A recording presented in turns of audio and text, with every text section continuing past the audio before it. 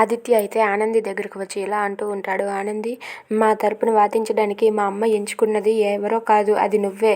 నువ్వు ఆనంది ఎల్ఎల్బివి.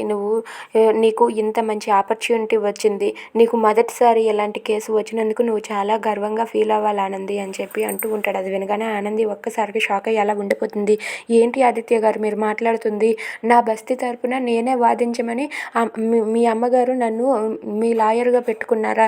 ఇది ఎక్కడైనా న్యాయంగా ఉందా ఆదిత్య గారు? అసలు నేను నా బస్తీ తరపున ఎలా వాదిస్తాననుకున్నారు? నేను నా బస్తీ కోసమే లాయర్ని అయ్యాను. నా బస్తీ వాసుల్లాంటి వాళ్లకు న్యాయం చేయాలనే నేను లాయర్ని అయ్యాను. అలాంటి వాళ్ళకు న్యాయం చేయాలని లాయర్ని అయ్యిన దాన్ని ఇప్పుడు వాళ్ళకి అన్యాయం చేయమంటే నేను ఎలా అన్యాయం చేయగలను? తిన్ని బొవ్వనే కాళ్ళతో తన్నట్టుగా అమ్మనే మనం తన్నట్టుగా ఉంటుంది. అందుకే నేను వాదించడానికి ఒప్పుకోను ఆదిత్య గారు అని చెప్పి అంటుంది. అది వినగానే ఆదిత్య ఇలా అంటూ ఉంటాడు.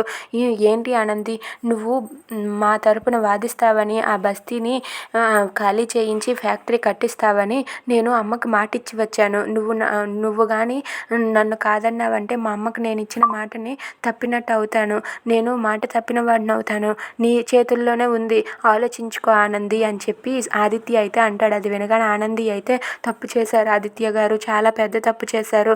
మీరు ఇలాంటి నిర్ణయాన్ని తీసుకొని ఇంకా పెద్ద తప్పు చేశారు. అసలు నేను ఒప్పుకుంటానని మీరు ఎలా అనుకున్నారు ఆదిత్య గారు అని చెప్పి ఆనంది అయితే సతమతం అవుతూ చాలా బాధపడుతూ ఏడుస్తూ ఉంటుంది. If you like this video, please like, share and subscribe.